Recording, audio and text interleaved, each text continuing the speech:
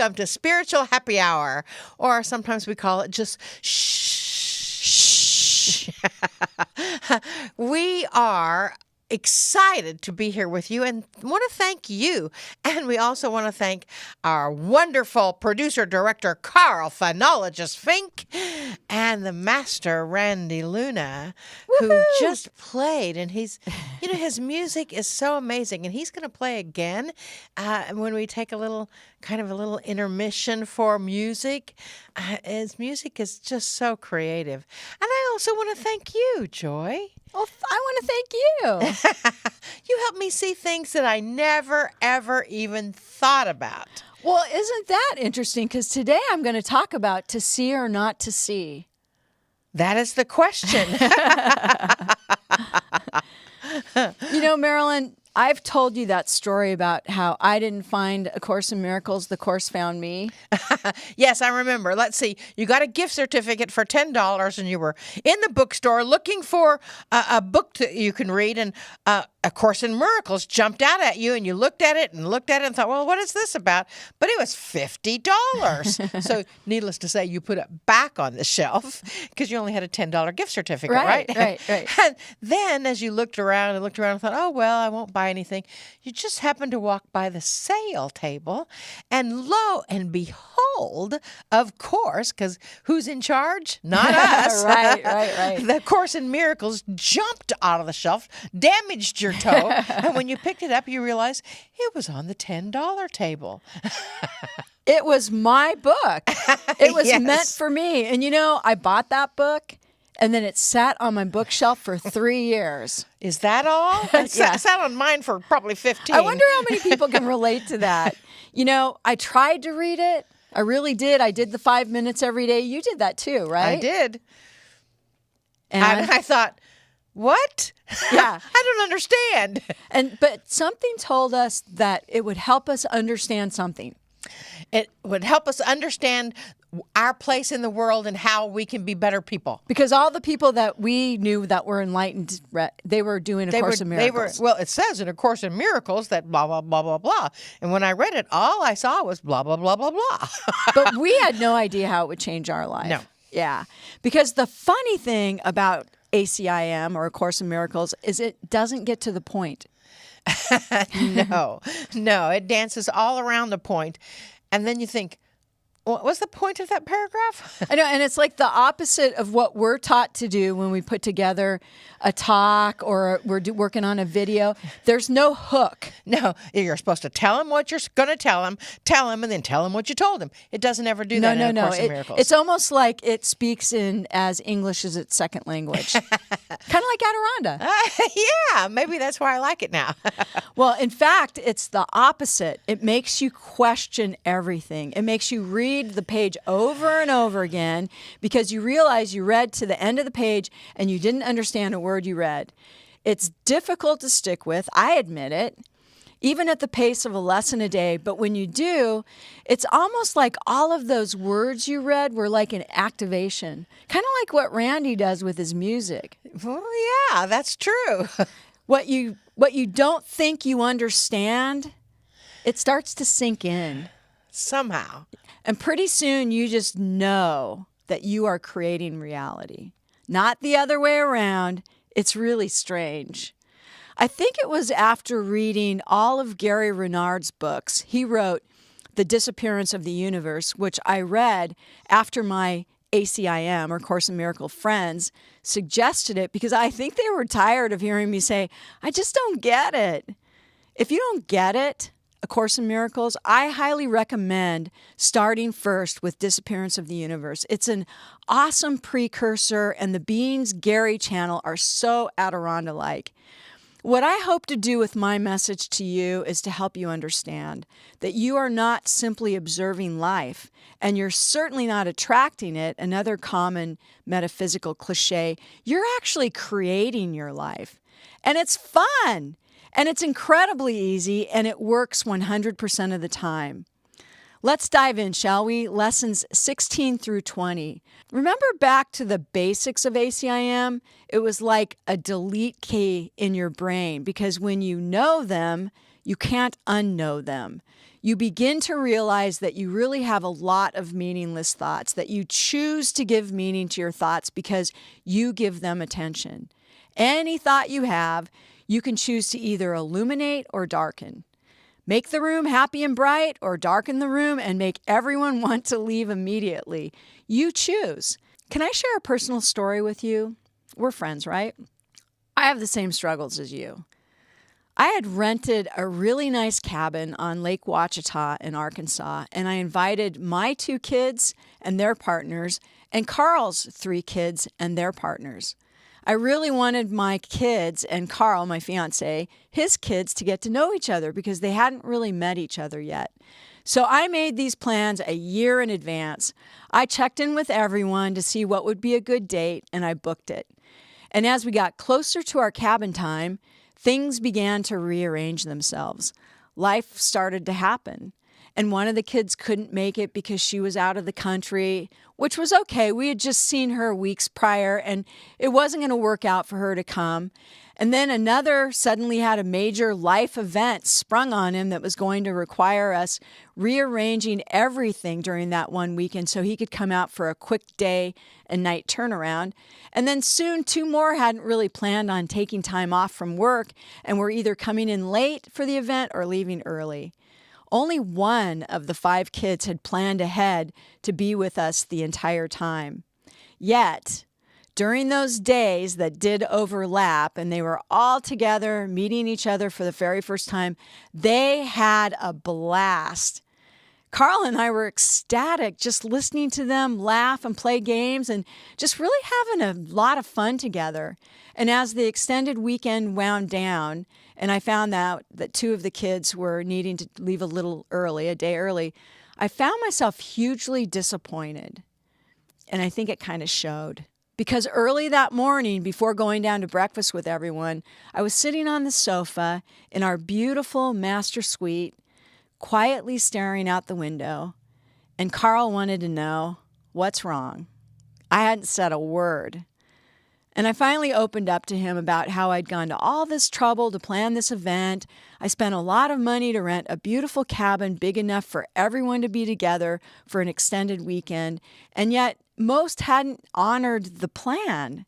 They either came late, didn't come at all, or left early. To me, it was disrespectful. It didn't feel like it was important to them, and I was bummed. Well, Carl reached out, and he wrapped his arms around me, and he said, "Oh, honey, look at what a great time they all had together the other night." I said, "Yeah." He said, "Wasn't your goal to get everyone together so they could meet one another because you knew they'd have so much fun?" "Well, yeah." He said, "Mission accomplished." I'd say it was a huge success, and he had this big grin on his face. He was pretty irresistible. I thought about it for a second, and I knew he was right, and that felt much better than the disappointment. It was just my little ego looking for some way to turn it all upside down. Yeah, sure, the plan changed. I could have chosen to be disappointed, or I could have chosen to feel successful and be grateful that it had worked out so well. So I did. And I got the nicest thank you notes back saying what a great time they had had and how beautiful the cabin was and how special it was that we had done that for everyone. Can you imagine how it would have been if I had decided to be upset with everyone? I sure as heck wouldn't have gotten any thank you notes back. That's lesson 16 of A Course in Miracles. I have no neutral thoughts. Do I choose to be disappointed, or do I choose to be ecstatic that my plan worked out so well? I can't choose both. And lesson 17 is I see no neutral thoughts. It's always the thought that comes first, even though we've been programmed to believe it's the other way around. So my example of the cabin with the kids, because I saw everyone having fun and enjoying themselves, everyone was having fun and enjoying themselves. Had I chosen to see only that their plans didn't align up with my plans, I would have experienced huge disappointment, and it would have been reflected in my kids. Maybe they would never want to get together again. Maybe they would be reluctant to make any plans with me. Who knows? But it certainly wouldn't have had the same outcome. I don't mean to brag, but I have amazing kids. And I think part of it is because from the day they were born, I told people I have amazing kids. You see, what you see in people, you create in your relationships. Now, don't get me wrong. I don't have all perfect relationships. I'm a work in progress too. In fact, I have a few people from decades ago who no longer speak to me. What do you do in that case? I pray for their happiness. Sometimes I spend a whole month every morning just praying for their happiness. I can see where I could have done things differently with those relationships, and I can see where I may need to forgive myself. And I've even tried to resolve it with them. But at the time, they didn't want to. So I had to just let that be about them. I realized that they probably still needed some space, and I see them as love teaching me something. They may just not be ready for that forgiveness. We're all on the path that we choose. I learned after being angry and resentful and disappointed for a decade at a few people that picking up the phone, saying I'm sorry and I forgive you was the fastest way to freedom. It took me years, but it was like my get out of jail card. And now I don't hesitate to do it right away. Just ask Marilyn. She and I constantly go round and round, and we constantly realize we're creating what we don't want rather than what we want. And it usually ends up in laughter. So lesson 18 takes it just a step further. I'm not alone in experiencing the effects of my seeing. All of those thoughts you're having that you think you're having in private, that's really funny. Remember the part in the story about the cabin? I was feeling so disappointed and Carl asked, "What's wrong?" I hadn't said a word to anyone about how I was feeling. I didn't have to. It was written all over my face, all over my body, and all over my energy field. Thank God that Carl asked me what was wrong, and we talked it through before I went down to breakfast with everyone. Thank God I saw that my ego was running amok.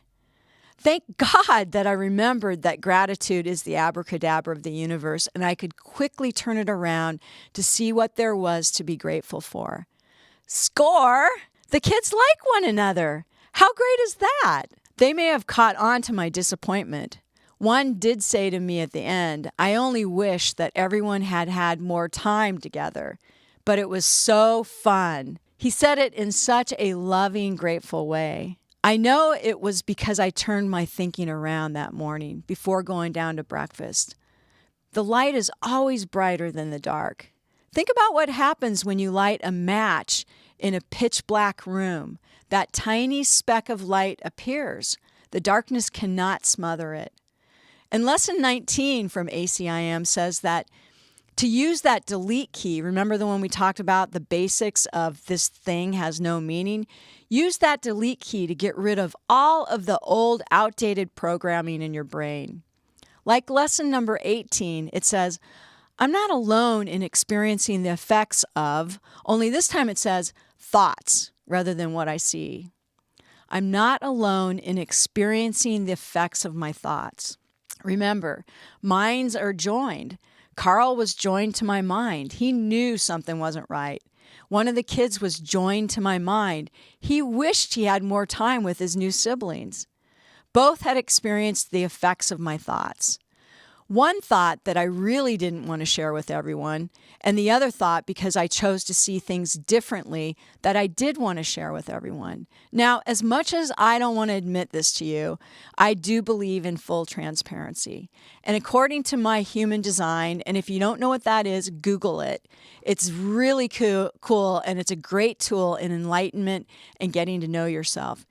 Human design showed me that my default emotion is resentment.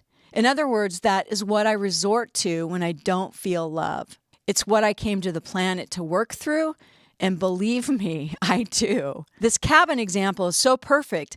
I know I said I was disappointed because no one followed my plan to a T.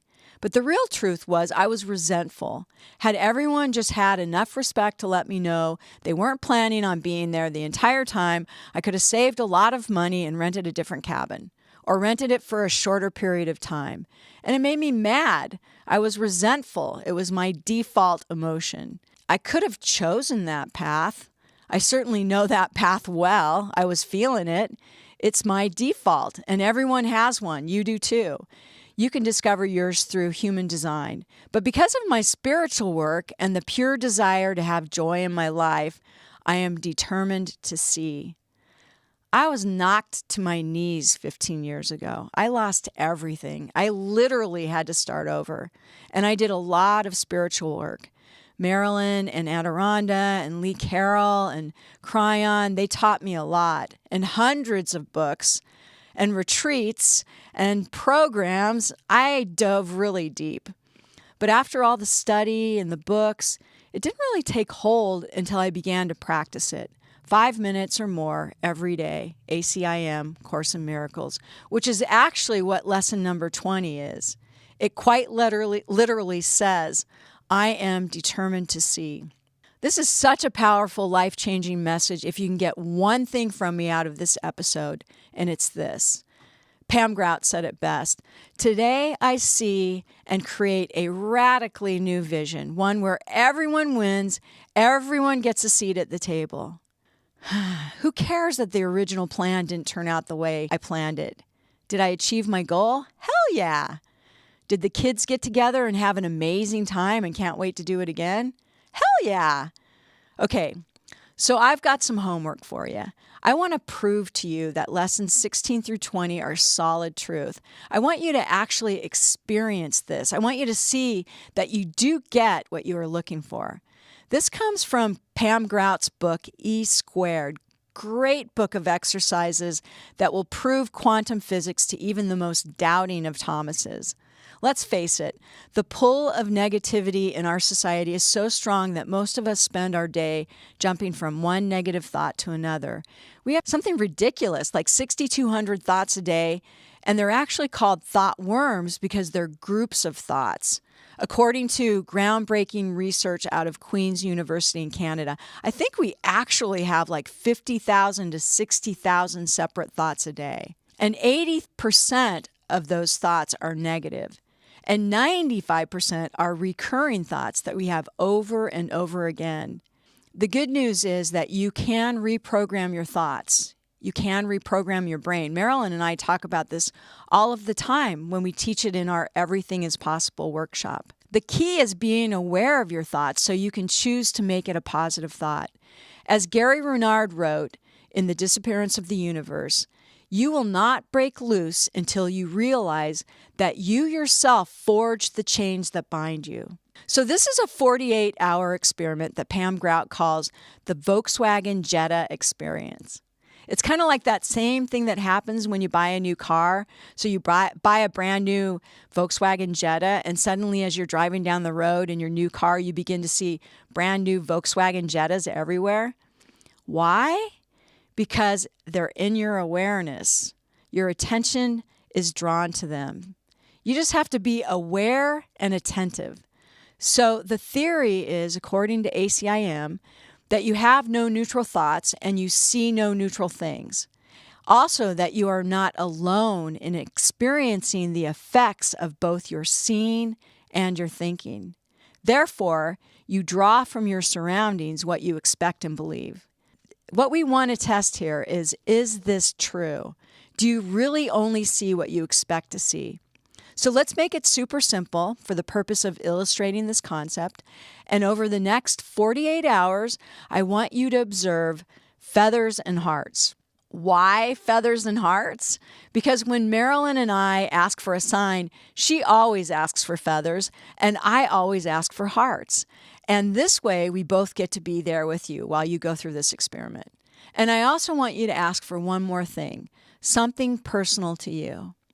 Then you just carry a little journal with you, and for the next 2 days, jot down every time you see a feather, a heart, and or whatever your personal item is. They'll show up. It's the strangest thing, and it's the coolest thing, too. Just a little word of advice, don't be too literal. The universe has an amazing sense of humor and a much better idea of what this should be than you could ever imagine. So play with it and let it show up however it shows up. Once, I was asking for a sign to the problem I was trying to solve, and I had asked my question, and I wanted to know, if this is true, show me a heart in the next 24 hours. Later that day, I was making dinner, and I had pulled this giant blue rubber band from the asparagus, pulled it off, and it was sitting on the counter. When I went to clean up, I looked down at the rubber band, and it had fallen, forming into a perfect heart. I could tell you tons of stories just like this. So have fun with it, and feel free to reach out to the Adironda Facebook page and share your results of the 48-hour experiment.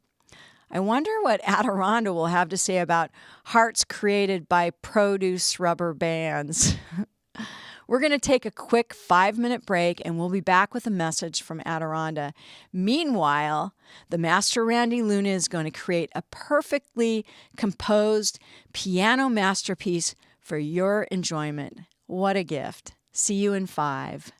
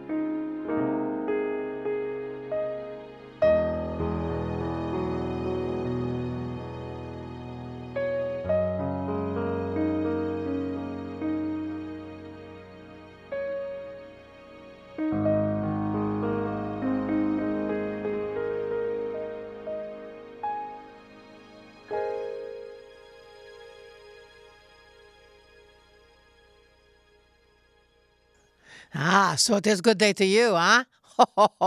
So very good to see your light, your brightness. It is good day to you, good day to you, good day to you, good day to everyone out there in virtual reality.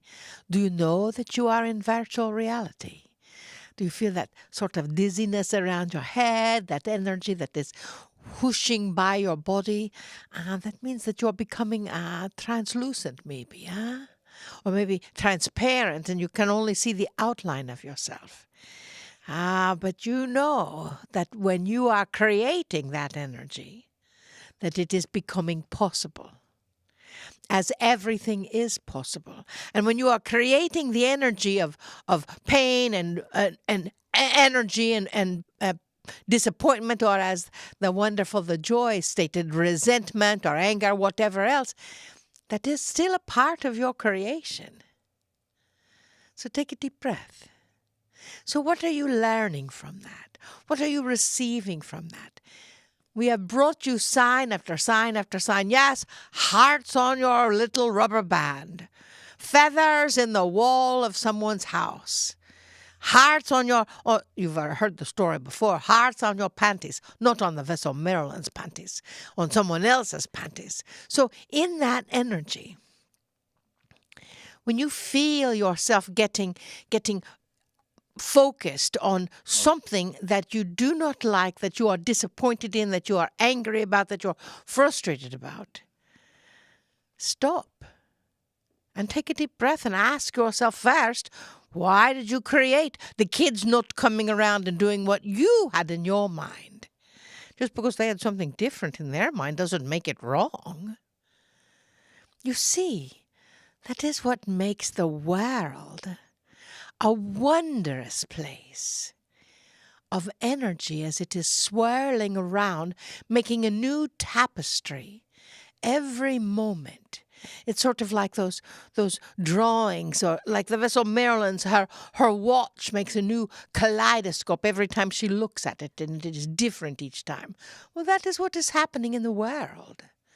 The kaleidoscope of life is always changing. And the little rocks in your kaleidoscope of life may not know what all the other rocks are doing. Yet ultimately, as you know, in the Course in Miracles, or a Course in Miracles, it's not the only course, is that everything is for your own enlightenment. Everything is surrounding the world that you are living in, to see how you're the star in your movie and everyone else are supporting players, or you are the star in their movie and everyone else are supporting players. So when you're thinking, well, no one ever follows the plan, just what we said before, then the plan is what you are creating. No one ever follows the plan. So take a deep breath on that one. How is the plan laid out? Is the plan in your mind? Is the plan in someone else's mind? Is the plan out there in the ethers, having conversations, and then it goes into the waylaid? Because you know, when you have a conversation with someone, that is not always the way they heard things, or not always what their plan is. Take a deep breath. As the Joy so eloquently put it, disappointment is a personal experience. What are your goals? As the Carol brought in, as he's called also in the background, Carolicious, huh? You see, that energy, you have to come back to the center. You get the opportunity, you don't have to, but you do get the opportunity to come back to center and say, what is the purpose? What is the real reason for the disappointment, the resentment, blah, blah, blah? The vessel Marilyn is a 5-1 manifester. Her go-to is rage. according to human design. So let us tell you, when she goes to her go-to, stand back and understand that go-to emotion that is created by all of your astrology, your Kabbalah, your I Ching, your tarot, all of that, numerology, that is what you get the opportunity to learn, to deal with in this lifetime. So the universe is just bringing you hearts everywhere, or feathers everywhere, or whatever your sign is to help you grow in that capacity. So one day, it doesn't respond with the go-to. And you think, what am I to learn from this? What was my goal? And how, then, am I to see that goal achieved? Or what is the solution so it can be achieved? Oh, dearest beings of light, you are each a work in progress. Woohoo! When you're not a work in progress anymore, you're not here on this plane. For this earth is about learning. This earth is about what you create everywhere. This earth is about the consciousness that you are bringing to it, which is why the joy and the vessel Marilyn work, plurk, play plus work equals work, plurk, play plus work equals plurk. We'll get that right, huh? Why they plurk to raise the consciousness of themselves. And in the very process of that, the consciousness of the world also raises. And that is what it is all about.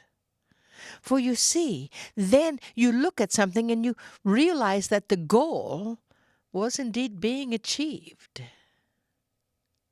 The opportunity to grow through that goal or to that goal was also being achieved. Now, does it mean that you don't have to rearrange things and do things in a little different fashion? Yes, they do make chocolate, vanilla, and strawberry for a reason. And everyone responds to situations completely differently. So when they do, know that they are your supporting players. What are you learning from this? And do you wish to continue learning the same lesson over and over, or do you wish to really do things differently? For you see, you are the creation of your world. We tell you this over and over and over and over. The joy tells you this over and over and over and over. The vessel Marilyn tells you this over and over and over and over. How many other people in your world tell you the same thing? Are you getting it?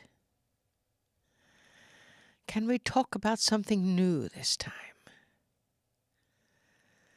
How about the fruition of that which you are creating, that brings joy and bliss to your heart and expands the world around you to bring joy and bliss to the hearts of others? For as you see, it all starts here. There are no others without you first. Do you understand what we are saying?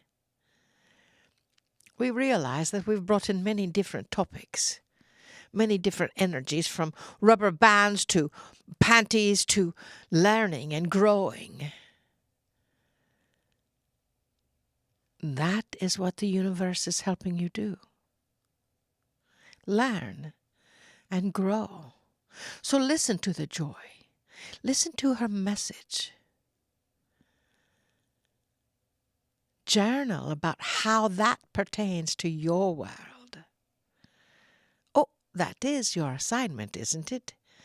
Carry that little notebook and look for those signs. They're there. For the universe always is assisting you in your evolution.